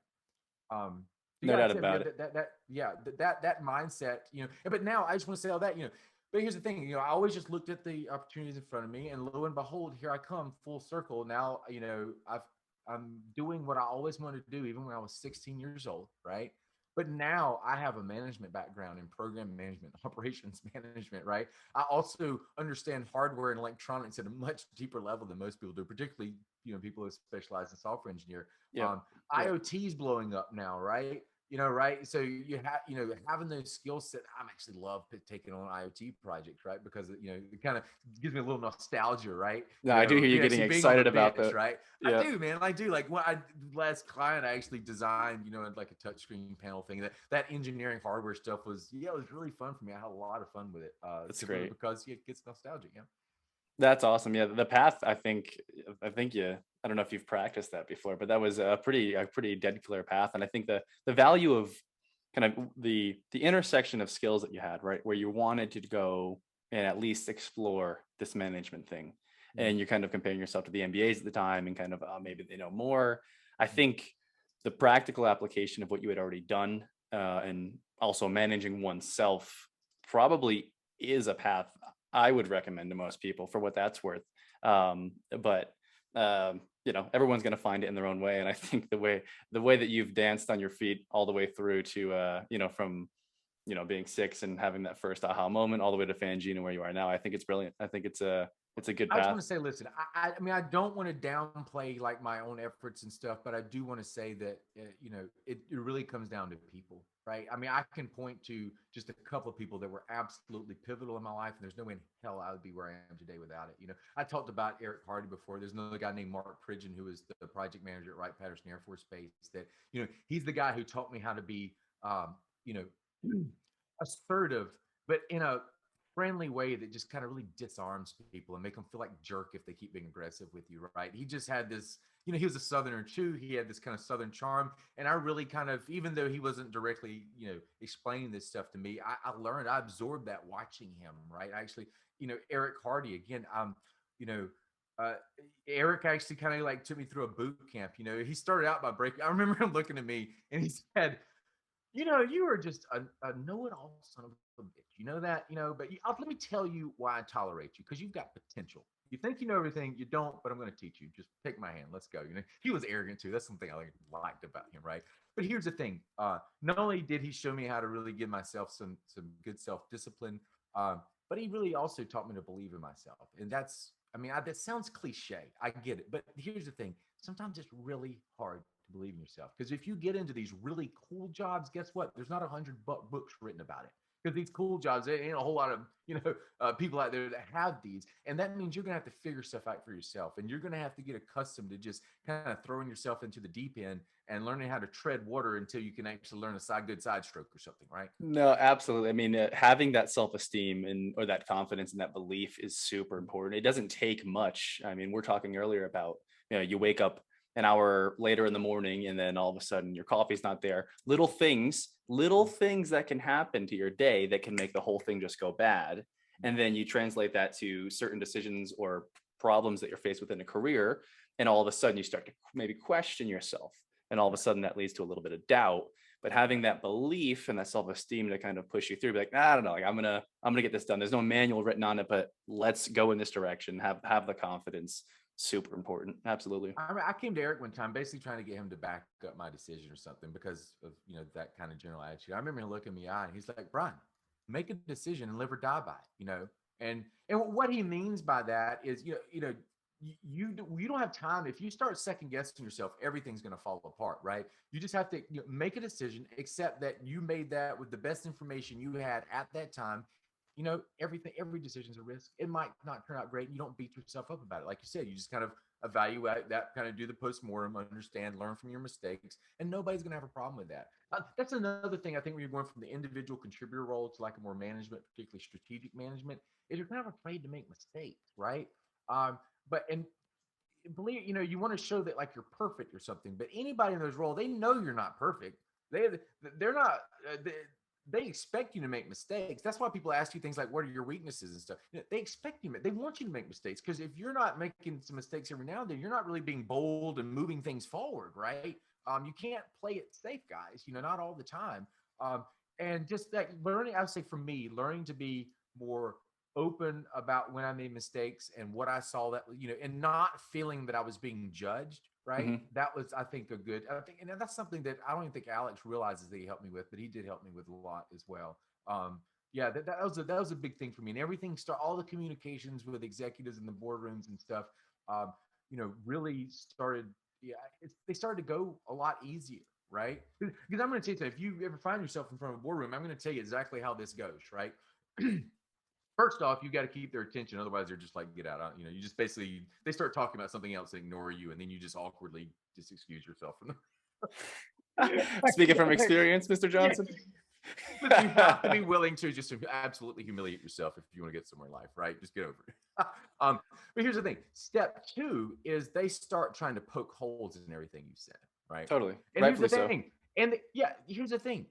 That's not bad. That's good. That means you got past round 1. That's a positive thing. And if you start getting defensive about it, because okay, so basically what they said is, "Oh, I see how this is relevant and this could be helpful." The first thing they're going to say is, "Okay, what are his premises?" They want to know that you got some valid logic. What are the assumptions? What do we know is fact? No, you hooked them. They're just trying to figure out this stuff. They're not attacking you. So if you start to get defensive, they're going to be like, "Oh God, here's like this guy's clearly new to this," right? And that's a perfect way to frame that. It's not the wrong time to get defensive. Probably the wrong time to go deeper. Sorry, I think the headphones died. Can you hear me? Yeah, I can still hear you fine. Yeah. So I think that's probably the time to go deeper, is when you've got their attention, and then you can go dig into it even deeper. That's really important. I like that a lot.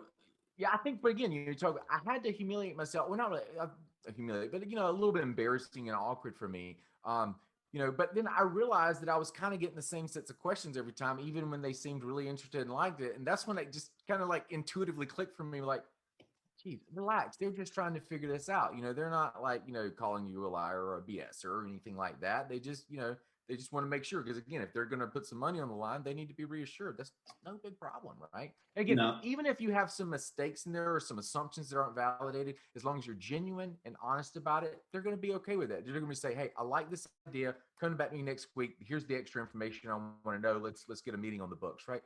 Yeah. And to your point too, I'll go back a little bit on kind of the MBA types. I think they're probably more prone to being afraid of making the mistakes, or afraid of kind of going out on the line a little bit, just because everything for them has been theory.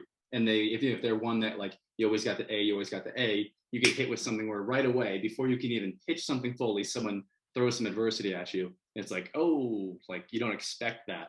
But absolutely, right. digging in there is super important. I think last thing I got for you here would be I think that's a good place to put a cap on it. Any book recommendations, resource recommendations for anyone, things that influenced you? It could be nonfiction, it could be, manuals, it could be anything you recommend that someone dig into a little bit more. So I would say for communications, because that's the hardest thing. Most engineers think I'm a brilliant communicator, and maybe I am for an engineer, right? But it's mainly because we as engineers, what kind of makes us good at engineering is also kind of detrimental to our interpersonal communications, right? When you want to get into strategic management, Eben Hewitt, Technology Strategy Patterns, is a really excellent book, and he has some really great advice that you need to hear. And I'm going to tell you what really got me on this book is he read there's a couple places in here where he's like, don't do this or this is what's going to happen. And guess what? I've been in a situation. I did that. And that's exactly how it played out. That's when I really started listening to this guy. I'm like, okay, yeah, I need to listen to this. Hey, when I talked about Kutazev, I haven't evaluated this guy's research methods or whatever. The reason I believe in him is because I know some of the stuff that when he says it doesn't work because of ABC, I just know from personal experience. And that's when I started paying attention to it. So yeah, communications, definitely that. If anyone is interested in enterprise architecture, a book that I did not read for the longest time because it's an old book is Enterprise Architecture Strategy. This is basically the Bible of enterprise architecture. It's not.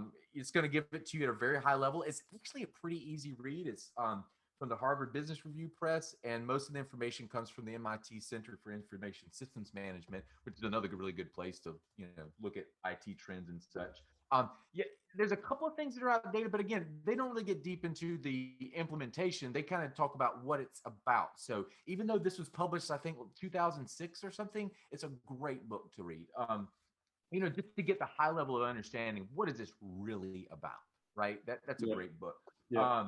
Real quick, again, I want to just please go follow Kuchisev. He's got Practice of one, at least enterprise from me. architecture. Sorry, Mr. Kuchisev, butchered your name, but yeah, he's got really great really great research on enterprise architecture. And then just one for everybody, because everybody needs to know a little bit of project management skills. You don't have to go getting certified or necessarily in project management, but what we call the PMBOK, the Project Management Body of Knowledge. That's an excellent book. I was actually talking to Harry about this the other day.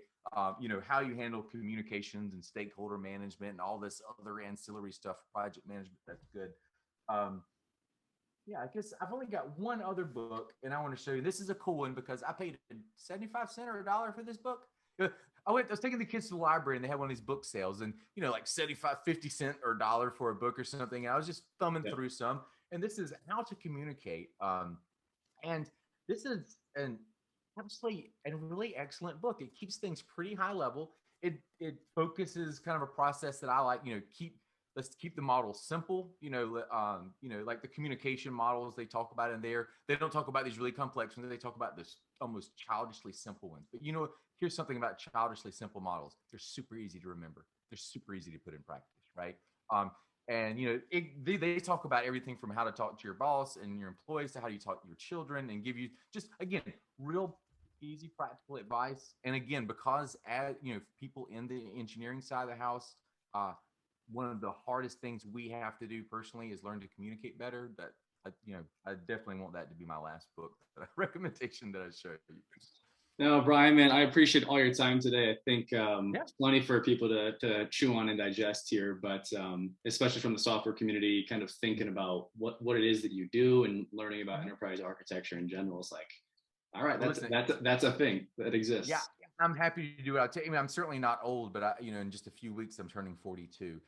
And at that age, my kids are starting to kind of graduate school and stuff. One of the things you actually kind of start to think about is like, what's the next generation of engineers going to be like, right? I mean, I'm not saying it's taking up my whole idea, but I am starting to think about that a lot more. So I'm really happy to talk and share my experience with, anybody that's, wants to hear me run my mouth about it. That's awesome. I think we've had a good go at it here. And thanks again for your time, and we'll catch up real soon. Okay, man. Be good. Have a great night, man. Bye. You too, buddy.